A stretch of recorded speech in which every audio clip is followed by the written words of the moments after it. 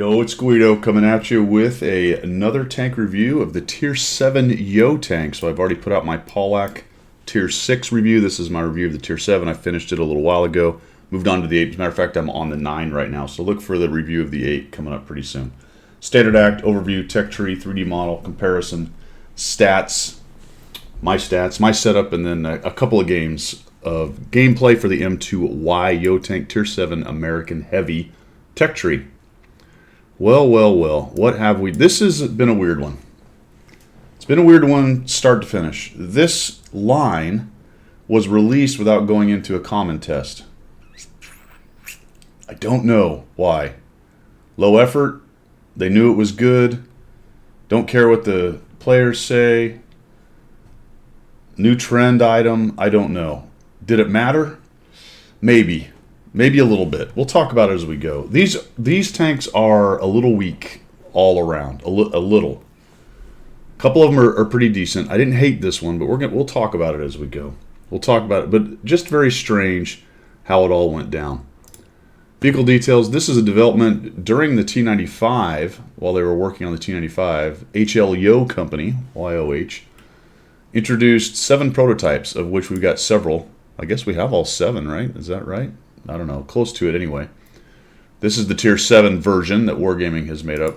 The unusual configuration, which was pretty cool, or it says usual configuration, it looks like an M48, right? It's got a turret, it's relatively mid-mounted.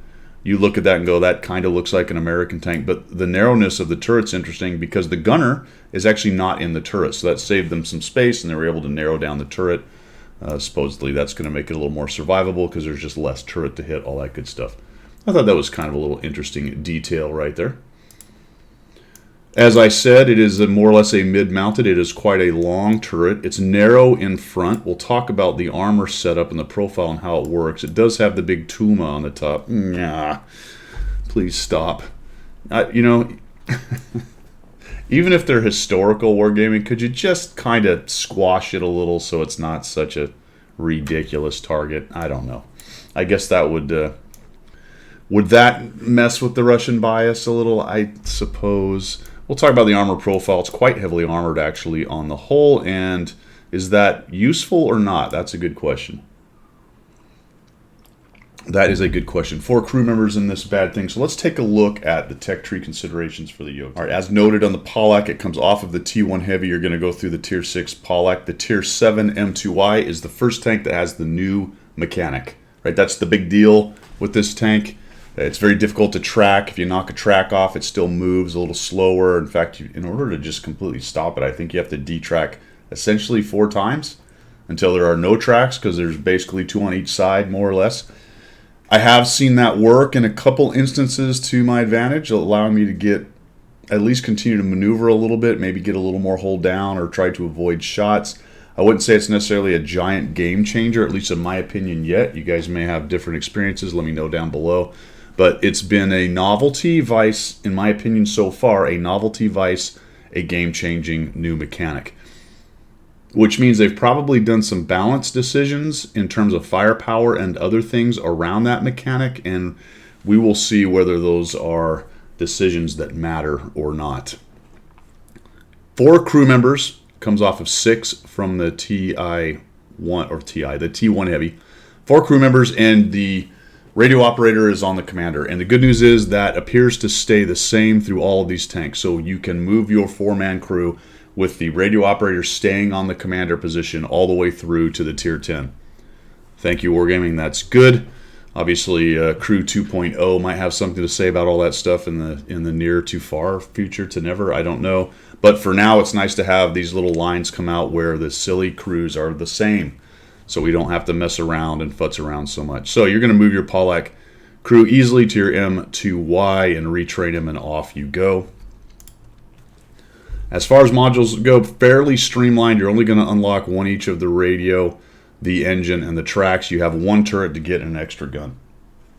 On this tank, you're going to want this 90mm. It's a straight up upgrade over this one. There's nothing that the first gun does better than the second one, so there's no trade-offs. When we get to the Tier 8 and above, there's going to be some decisions to be made in terms of whether you want more pen and less alpha or more alpha and less pen. There are 2 viable guns, at least on the 8 and potentially on the 9. But for this tank, you're just going to want that tier 8 gun.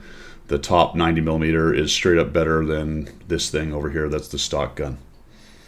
All right, I did not play this stock. I'm not going to talk about that too much. I unlocked all the modules with free experience, and I played for my fully unlocked tank, and then I played it through to get to the tier 8. We'll talk about how many games that took when we get to my stats on there. So those are the tech tree considerations for the M2Y. Let's look at the 3D model. So I mentioned the armor profile and things like balancing decisions. When we get into the comparison, some of that will become a little more apparent.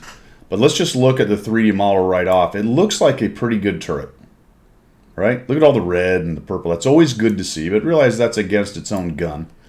So look at the numbers and think to yourself, 227. Tier 7 tank sees 8s and 9s.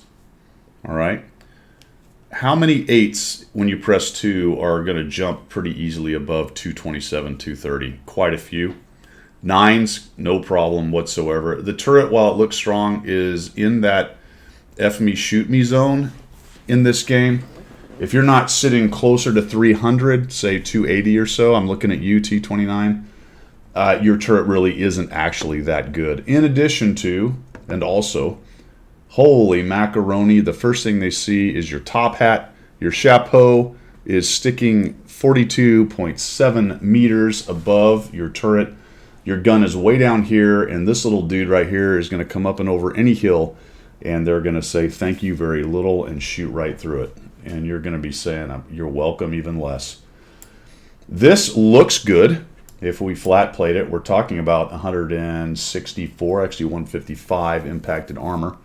That sounds pretty good on hull. Anytime you're looking at that much armor on a hull, you're like, ah, it's a pretty well armored hull. But of course, we're in the same situation I just talked about. Anything with 200 pen is not having a whole lot of trouble or more with your hull. Now, overall, the armor profile worked out okay for me. We'll talk about that in my stats. But it wasn't reliable, and it wasn't a balancing factor in terms of, oh, wow, this gives this thing a really nice hold-down niche. No. That just, first of all, it's not that strong of a turret. It's good, but not that strong. But you put this dude on top, and it might as well not even have any armor on the turret. Now, I got it. You have to hit that spot, and I'm being a little bit dramatic, right? I am being a little bit dramatic. But you understand what I'm saying. You've played the game, too. You get how these things work and how they can work against you when you're trying to use a tank that supposedly is balanced around a strong turret and has such a glaring, stupid weak spot on it. You know? Given all else being equal, you'd rather not have that. So if you can play a tank with a turret like this that doesn't have this guy, well, that's probably where you're going to go. It's probably where you're going to go. The hull armor, while thick, is not really well angled, although it's got weird angles on it. So you're going to find some strange bounces, and the turret's a little bit the same. One thing about the turret you need to watch out for is as soon as you get to about there in terms of different angles, yeah, that really strong turret, because it's so flat on the side, just turns into butter. So if you're coming up and over and you're fighting guys on multiple axes, or you're looking one way and there's a guy over here, you're trying to shoot this dude and he's shooting you into the side of the flat plate, well, he's going right through that thing, even if he didn't already thump you through your 118 on your giant Tuma. Still, weird angles, kind of rolled on the side like that, so that gives more angles. So you will get some goofy situational balances. It's hard to use that as a plan when playing a tank like this, but it will just happen as a matter of course while you're playing it. You'll get odd little bounces. So there you go, 3D model. I don't know. All right, let's look at a comparison. I have selected the M2Y, the M29, which is its sister tank sitting in the American line there, the Tiger, the IS, and the 45 TP. I have stuck with tech tree tanks instead of trying to compare it against the various premiums at this tier. And these are all the usual suspects right here. The T45 TP being one of the newer lines, I suppose. I chucked that in there because I find that to be pretty good in one of the later releases that's actually a good tank. Now, the T29 is probably the class of the class. Like, if you are going to release a Tier 7 heavy and it can compete or compare favorably to something like the T29, you've probably got a pretty good tank. Tiger 1, I like it. Some people don't. IS is just a strong overall, not amazing, but decently strong tank. And of course, like I said, 45 TP I like quite a bit. You may have some other tanks you want to chuck in there, but go for it. I thought this was a decent amount of comparison because we got a couple kinds of tanks. You got the DPM monster Tiger 1, and then you've got the slow thumper like the T29 and the IS, and the T45 sort of in between. All right. Right out the bat, we're at a low point in firepower. Even with Wargaming's number that they put up here, you may think it's worth something or not, but it's their general idea of how much firepower this thing has relative to other tanks. 235. So right off the bat, they're saying, hey, you know what? It doesn't have a whole lot of firepower. And that kind of checks out. 240 alpha is low. In fact, it's the lowest amongst these. Even the Tiger 1 does better at 280. It used to be 240, Tiger 1. They made an ill-advised change to it when they got rid of some of its DPM and increased its alpha. But that's another story and none of my business. Average pen at 202 is okay and right in along with the rest of these. As a matter of fact, it's near the top actually for a standard pen. We'll talk about the gold round in a minute. But the loading is pretty long, and if we jump down to DPM, it's at an abysmal 1,707. And I am trying to wrap my mind around the idea that you put a 240 alpha tank out there with a pretty long reload and you give it lowest in class, and I didn't check all of the tier 7s, but if it's not lowest, it's vying for it. Because the T29 is known for having a low DPM, but it's got that nice 320 alpha, the turret and such. This is a head scratcher, and what's going on here, folks, is the balancing decisions are obviously built around supposedly this tank has good survivability, sitting at 254, just below the T29, and mobility, which Wargaming says is best in class. We'll talk about those numbers in a minute. But that's what you're getting out of the gun. Minus 10, which is good on gun depression. 2.21 aim time, pretty darn good. Dispersion bad at 0.39, but all the tier 7 heavies are bad actually, folks. They really are. If you just take a look at them, they're all high 3s or in the 4s, minus the Tiger, which has a 0.33 and highest DPM. Interesting decisions, man. Interesting decisions. Survivability, like I said, slightly high. Now, that where you're getting that is this nice 165 whole armor and turret armor, which looks good at 229, but we already discussed you need to be in the 280 regime before you start bouncing people's gold at tier 8 and sometimes tier 9 on occasion, right? Some of the lower pen gold rounds some of the tanks have. At 279, the T29 is bouncing some of those things. Not so much your M2Y. Even though 229 looks great, you ain't bouncing crap, all right, unless they get a bad angle or an auto ricochet angle. It is quite an angled turret if you're looking straight on. Oh, sorry, Tumor, forgot about you. Never mind, doesn't matter. You get what I'm talking about, right? Whole armor at 165, again, looks good, but the angling is not amazing, so you're only getting about 200 out of it. So this supposedly survivable, did I mention the armor profile with the Tumor? This supposed armor profile, which kind of looks good in comparison, isn't. It just isn't, right? It doesn't work. It works okay. As a matter of fact, it works as good as the T29. We'll talk about that when we get there, all right? About as good in terms of results. All right, mobility, not bad. It's doing 40 kilometers an hour. It's faster than all of them except for the Tiger, same speed. Does it feel like it's zippy? Not really, but it doesn't feel sluggish. That's nice. So it does move around 15 backwards, which is a little bit more than the 29, and it's got 1 kilometer an hour on these other two. I don't know what the difference between 14 and 15 is. But there you go. Specific power, though, is pretty low. So it will take a little while to get up and cruising as compared to some of these others that have much better. This tank feels much more sprightly to me than 45. With a 16 specific and only 5 kilometers less top speed, this thing moves around pretty nicely. Plus, the thing about the 45 TP is the traverse speed. You're only getting 29. So this is down near T29 slow sluggishness at 29.2. So I just didn't feel like the mobility was all that. You know what I'm saying? I don't know. I just didn't feel like the mobility was all that. Come down to concealment. It's a heavy tank, and we're at 370 on the view range. Even the T29 has 10 more meters. So what do we have here? Well, we've got something. I don't know what we have here. This is kind of why I mentioned the whole no common test going on at the beginning. It's got a lot going for it on its numbers. There's some nice things about it. Yeah, -10 depression. Turret looks okay. Whole armor looks awesome. But when you put it all together and you actually play it in the game, it is much less than the sum of its parts. It really and truly is. It's not a terrible tank, but the balance decisions were very interesting. Very interesting.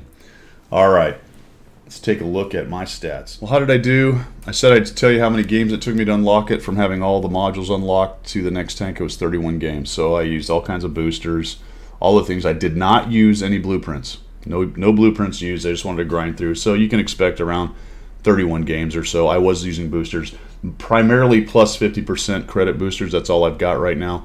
So that'll give you a little gauge for how long it might take you to get through that. Chuck on another 20 or 30 battles if you've got to do all the modules, I'd say. 58% win rate, just shy of 1,000 experience per battle, which I think is pretty decent. Coming over here, good hit rate at 76. So despite the gun being kind of wonky, we'll get to my setup in just a minute. I did some things to tame the wonkiness of the gun, so it became comfortable-ish, I guess. 41% battles survive, which is pretty decent. 1.52 damage, 1.89 destruction. Armor use, 0.41. 0.41 is moving down from situational to not reliable. It's still decent, but 0.41, yeah, the armor really isn't working out for it. And I would say in terms of having the armor number so high, i.e. best in the group that I showed you, but from Wargaming, to also then come in under what the T29 can do. And these are kind of legacy numbers. I don't play this T29 much. This is from way back when I was young. 0.61 better armor. Why? Because the turret. The T29 turret is just superior. The way the game is played, turrets matter more than your hull. Do I have to go into it? I don't think so. I think it's also an interesting comparison to the King Tiger C, which is sitting at 0.55, the big box tank. The thing about the German armor, much more so than a lot of other tanks, is because of angling and the more straight angles, it's a little bit more reliable in terms of what you're doing with your angling, that you can manage it. And I find that more useful than things like weird angled M2Y tanks that are really relying on maybe a little bit of movement or somebody just getting unlucky where their dispersion placement goes on the tank, blah, blah, blah.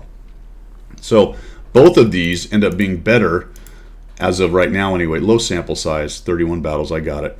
But I just feel like the armor isn't holding up on this thing. Especially, it is certainly not holding up better. You know, it's got a better ranking than both those two tanks. I don't know. Actually, I don't know if it has a better one than King Tiger C. I didn't have that in the comparison. But otherwise, we're doing okay. 1.52, 1.89 on the destruction. We've got 333 assistance. I managed a 2,560 damage game. Not very high, and four tanks killed, but 58%. I was comfortable. It was a comfortable tank. I didn't hate playing it. Decent mobility. Situational to bad armor, based on all the things we've already talked about. Remember that guy up there. So, okay, did all right in it. Did all right on it. Let's take a look at my setup. I showed the crew when I did the Pollack video. It's the female crew from Christmas. They have 4 skills working on their 5th. It was a good crew. Brothers in Arms, all that good stuff. So I was running Vents in the bonus slot, a Rammer, just to help with that DPM a little bit, and IA, because I wanted to knock down the dispersion. And this setup is giving me to a 0.36 dispersion. That's finally where it's a gun, in my opinion, somewhere around 0.35 or so, give or take one. Starts to feel more comfortable. 2.15 on the aim time, and that brought my average DPM up to 1948 in that configuration. Obviously, I don't have my Brothers in Arms being factored into that because I don't have the crew in the tank right now, so it was a little bit better than that. Not bad overall. I was running, let's see, it's got AP. Let's see the pen. Didn't mention that. 242. A little bit low, but it is APCR. I like that better than heat, but still, when you run an APCR gold round, you generally don't get as big a boost as you do out of heat rounds because you've got some negatives on heat rounds. So that's a little tough for dealing with 9s. 242. You're going to have to really start aiming at some weak spots right there. Had 10 rounds of those, 5 HE rounds, and then I had large kits. I didn't run any food. I didn't run cola. I didn't run any directives, anything like that. I didn't really go to try hard. There's a lot of things you could do to help this tank out. Also, I didn't run any field mods, so you could do some things with those, kind of customize your tank. But for a general setup that most people can get to pretty quickly, I think that's a fairly standard deal. There are other things you could do equipment-wise. You could certainly go vert stab over IA. I think people, I don't know if everyone now would say vert stab is straight up better than IA. There's starting to be a fan base for IA. It is nice just to cut a couple dispersion off of the gun right off the top. It just is. I don't know. The IA, just for me, and on some tanks that are very derpy, I think I'd rather have that than the situational stuff the vert stab gives. But there you have it. That's really to taste. So this one could really be traded between those two. I don't remember if I used hardening. I may have started with hardening on this tank. And based on its armor profile, that is probably a valid option. You could go hardening in the bonus slot vents and a rammer if you weren't too worried about the aiming. So there are definitely other options for setup. And frankly, I don't remember. We'll take a look at the two games that I have. I might have been running hardening on one, but anyway, that's what I had. At the end, this was the setup that I was running. So let's look at two examples of gameplay for the M2Y Tier 7 American Heavy Yo tank. All right, first game, bottom tier on the Himmel's Mountain Pass Dorf. We have the Muscle Raptor AMX CD. I don't really know why you would do that with an AMX CD, but he has, which is going to allow me to farm some damage off of that guy. This is about as good a setup as you can face against a Tier 8. A poor CDC with the derpy gun handling. I'm going to out-reload this guy as well, and he's got no armor, so I'm going to get a bunch of free damage right here. Well, 477. Unfortunately, a couple other guys realized the same thing and nuked him as well. I'm trying to find a shot on that WZ, so I'm going to be careful in this, which is unusual for me. And I'm actually physically thinking, and I take a huge hit from the WZ. That hurt. I was just about to tell you, I was thinking, well, I'm going to be a standoff sniper, and I'm not sure actually if he saw me or he was shooting at the guy behind me. It's very possible he was shooting at the Super Hellcat, and I ate that shot right there. Or maybe I was just lit the whole time, also possible. But I am thinking, all right, I'm just going to sit back here with this gun and pick away at these guys. I have no business really walking up into a G-SOR and a WZ 114, but at least I'm close enough to do some damage. And I did find with this tank, this was a decent play style. The accuracy of the gun wasn't quite enough to make it an amazing kind of sniper second line tank, but it was, let's call it, serviceable. And it's got enough mobility to kind of move forward from cover to cover and get going. We'll do this in just a moment. We do create a pretty good advantage over here. We've dropped the 34-1 Scorpion GN AMX, at least on this side over here. So right off the bat, we're starting to whittle them down. We've got enough tanks to handle it. Not a lot going on the ice road. The IS-2 and Tiger P, and I guess it's a Sturb, are sort of sitting back there, but they haven't really been pressed. And everything else looks pretty copacetic. So the big battle right now is going on here in the south. This looks very 2 years ago right here. You know what I mean? You don't see a lot of these fights over here anymore. One side or the other tends to have a huge advantage. Quite often you'll find the purple guys sitting back a ways. I'm going to start sniping at this guy's hatch. It's the same tank as I have, so I know that hatch is there. You can see the highlight when I come around the corner. I did get spotted there, though. Put a shot onto him. A lot of times you'll see the purple team hiding out behind this little nipple right here in between G and H. So they'll hide there and try to hold this push. Probably because a lot of times they end up getting beat up like this. I think one of these goes in. There we go. So we get a nice little high roll at 288 on that guy's Tuma. And that's a great example for this tank, guys. You know, you're trying to go hold down there, and that just big shoot me, F me thing is sitting up there, and there's a little ricochet. I'm not able to take him down. Guys are starting to push a little bit, so I'm starting to think about moving up with him. He dies just as I shoot. So I finally start pressing 2. Get a little more pen going on. They take some hit points off of us, but we've got that KB4 on pretty good hit points and an Alpine Tiger. WZ can still hit hard. In fact, I'm almost a one-shot to him, not quite. He shoots the KB4. Now I know he's got 14 hours in a day before he actually reloads, so I'm just going to auto-aim him as we go by. And I'm like, oh my gosh, dude. Alpine Tiger didn't want to get shot either, so I get that. Shoot him, we'll back out. Now I'll use the Alpine Tiger. And down they go. So they're in big trouble. This is pretty much a romple stomp. Everything's going our way. And we'll push from here. Yeah, somebody was crying about it was an auto loss at the beginning. So I know there's some guys in the middle. I'm just going to push in. You know, a lot of times at this point, these two guys are getting all mixed up with each other and angrified. A little angrification. At this point in some of these games like this, I realize I'm probably going to take it. I might even get disintegrated, but rather than just sit back there doing a whole lot of nothing, let's see if we can get in here. Little dodge right there, and I'm able to bounce that actually, and get some lights. Unfortunately, I didn't light him. He's hiding in the bush, so I'm not a complete idiot. I will use cover on occasion when I do this, and then of course the Alpine's going to get all the lights. There we go. So this dude's coming out. There's that zoom time. Not bad. It's pretty comfortable. A phase 1's got pretty good armor right there, so as he was shifting his hole, gave me a little bit of an angle. Then the SU gives me a thump. I can find the Leopard, but I don't know where the SU is. Oh, geez, there's something else in there. There he is. SU-122s fire really quickly. I'm glad he didn't pin me, because that would have been the end of me. He's probably just shooting in right where I was. If he doesn't see me, got to bounce off that guy. That sucked. That's a gold round bouncing off of him, that 242. So a matlet or just a bad angle, who knows. A phase 1 has turtled up against the rock, getting good lights. The 122 is trying to come out and make shots. Oh, look out, Sturk. Don't push me out into the open, my friend. Big hit by that guy. We'll see if we can kill him here, possibly. There we go. That was a RNG, or a dispersion-assisted shot right there. So we can get one more shot. We'll auto-aim him, gun him down as we go. And we'll head off this way. And that's it, 2,156. We end up with a couple kills in there.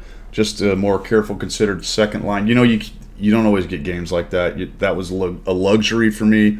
Some other aggressive players went up, gave me opportunities, allowed me to shoot, work the gun from mid-range instead of being right up in their face. You can see the one time I got shot at, I got absolutely thumped and pinned just right through. There you go. So, a bit of a weak spot, I guess, there. But look at where he went through, just right through that spot. Absolutely. I'd have no idea if he was aiming at it or if that's just where he happened to hit, but there's a pretty good pin on the WZ, so not that big of a surprise right there. And actually, that might have been the ISU that hit me. I didn't pay attention to which one got me where. Where is there another hole in here somewhere, fellas? What do we got? Oh, yes, there we go. Collected one.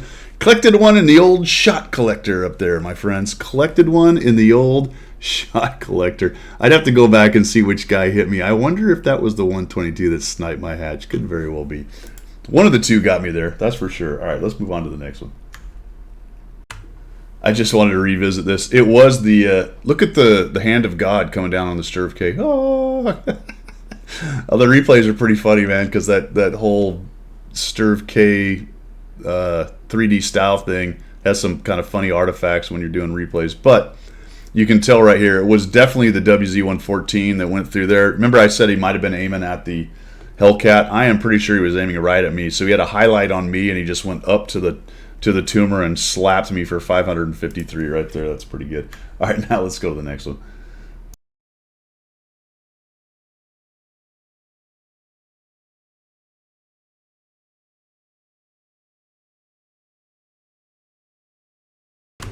All right, another bottom tier battle, this time on Overlord Dorf. Himmel's Lord Dorf. Come up to the standard act here in the middle. Can we just have a little PSA? What? Somebody help me. Somebody who is a fan of the beach. Help me understand why so many people continue to go down there. I know that some of us are going to say, well, somebody has to watch it. And that is not an untrue statement. You would not want 5 tanks to immediately drive down the beach and come up the ramp behind you. But that's not really whatever happens. Even if there's 5 tanks and only a couple of years down there, they're enough to slow them down long enough.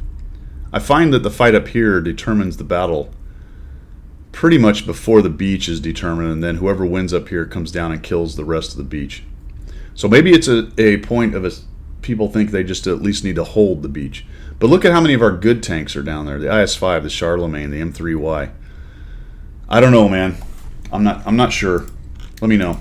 Anyway, I'm going to come up here. I see the 100. The 44-100 gets in there. Look at all the light tanks, and we have some no kidding support. The ISU's here ready to thump people. The Tiger P, the Panther 2, and I'm liking this. I'm like, all right, you know what? We can actually stuff them over here. And then this poor light tank does not, and that just works out for me right there. This poor light tank doesn't realize that a heavy's going to also come in here and join against the EBR. And unfortunately, I hit the EBR. Didn't really mean to do that. Sorry, buddy. He's going to get away. He's going to get away. No. Despite all my complaining about RNG, despite all my complaining about how RNG is always against me, that definitely worked out. So the mobility on this is okay. It's got that 40 kilometer. You can notice though the sluggishness, because its specific power is not great. It's, you know, it's kind of mediocre. There are some issues with it when you're trying to do things like climb hills or get going, but it's not bad. And that was just a terrible shot on my part. I was worried about getting thumped by some TD back in the corner. The .36 will let you down on occasion. The turtle just is trying to survive that whole thing. So we get rid of that dude. In the middle here, if you can do what we're doing, start to swarm them, things can go your way. The problem is what you're going to see here is we've won, and then I think it's this game. These guys want to keep pushing in. And there's no reason to push back there because you know there's a couple guys back in their corner. Now, killing the AMBT would be fine. Clearing out the 9-0 area, like AB 9-0, that's not a bad idea. But continuing to push across the open can be. See, the Panther 2, he's going to have trouble against an AMBT. AMBT. That's not a great plan. The ISU is trying to take shots at the other M2Y. Finally see that guy. There he is. All right, so he's taking shots. We get 247 off of him. Back down. Yeah, I knew I was going to get spotted. I'm kind of taking a chance that a TD somewhere else is watching. Put another shot on him. I'm hoping that's enough for the Panther 2, but I don't know. And I'm thinking I need to get over here because it's going okay, but it's not going great. We still have a stalemate down on the beach. I'll continue to look for shots. Maybe we can kill this AMBT off, but he's covered up against me. And this other M2Y. Old John free to play over here. And I've still got the ISU, so that's good. Unfortunately, he's sort of exposing himself on that ridge right there. I don't know where the T-30 is until about now. I can see he's actually down low, so that's okay. I'm going to come up here. I'd love to get rid of this scout if I could. There we go. So we drop him. We'll back out. Looks like the T-30 is looking at me. Don't really want to give him a free shot. Now he's busy looking somewhere else. And I'm thinking, uh-oh. Well, let's get rid of this dude. We get rid of this dude, then we can start working on the T-30. I think the T-30 actually fired at me. Fired at somebody, or somebody fired at him. That's good. Excellent. All right, and this is looking like cleanup on Al-2. We have great map control. We just have to be careful not to let them have shots that they don't deserve. The T-30 is just getting absolutely waxed. He takes a snap at me and misses by miles, and then he knows he's doomed. We'll look for the tracking shot if we don't kill him. Down he goes. And now I'm just really hoping I can get a dive bomb, which I don't think I do. I'm pretty sure I don't. I think they all die before I get a shot here. Just want to show that the decent mobility of the tank. Not great, but can get around if need be. Maybe I do dive on this guy. No, I think he dies. Oh, I guess I do, don't I? No. Oh, I just do this. That's right. Okay, we put a thump into him. Glad he didn't have a bunch of shells just to turn around. Must be on a reload because he hasn't been shooting anybody. 2,117, 897 assists. We ended up with 4 kills out of that. And another game that went my way. So noted, two decent games, but neither one of them massive damage. That's a DPM, man. It just... You're in the game. You're shooting. It's got a decent reload. It's just not one of those tanks that just dumps out damage. It really doesn't. You're only at 240 alpha. But if you can get into a game like this where you've got some help and you're more supporting class, then you can have a good time. And I suppose you could probably say that about any tank in the game, right?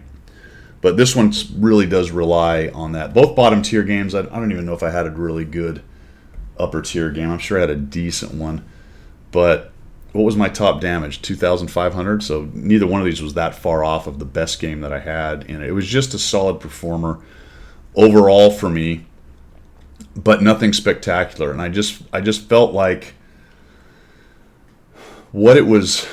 I don't know, man. It's so confusing for me. I don't know what the point was with this. I mean, I think the point was a new game mechanic that they weren't really sure how it would fit into the game in terms of whether it would be overpowered or underpowered or really significant or not significant. And then they kind of made these sort of weakish tanks just on the verge of being good, just in case the detracking thing was better than maybe they thought it would be. But there was no common test to find out. Not that common test would perfectly find out, but there wasn't even I don't know, man. I'm confused. Let's wrap this up.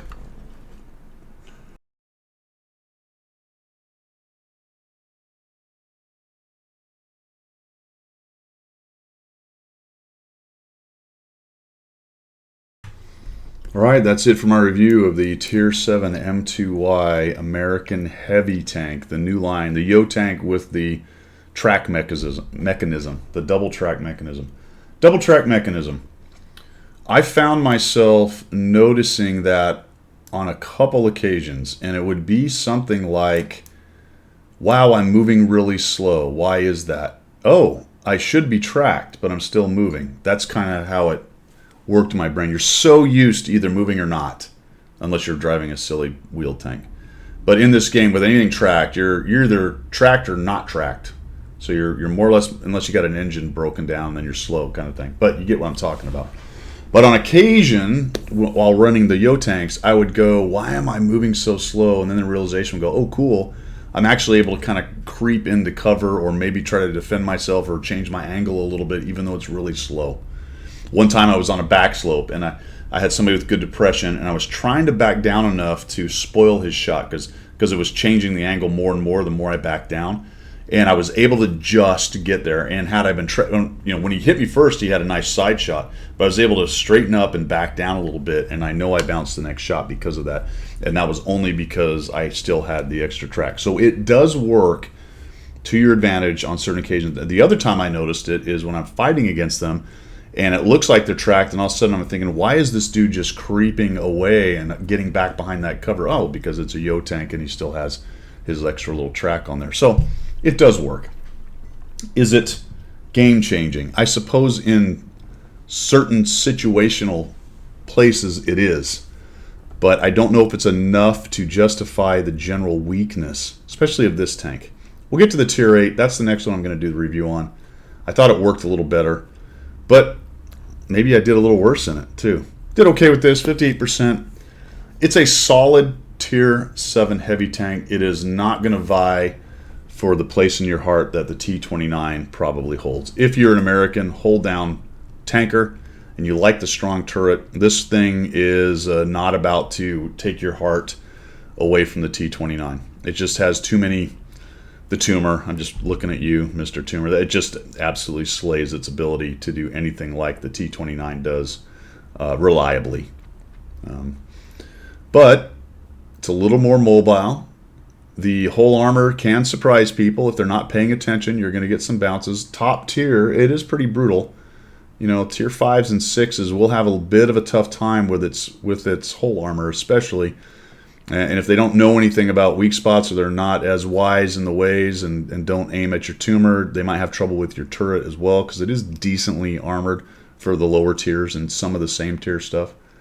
So you can have some good games there as well. So pretty average overall, I guess I would say there. I don't know if I would rush up to get it. I would probably go through it to get to the Tier 8 because the Tier 8 is pretty solid. But this one's just average. That's all I've got. Let me know what you think down below of your new Yo tanks, and we will see you.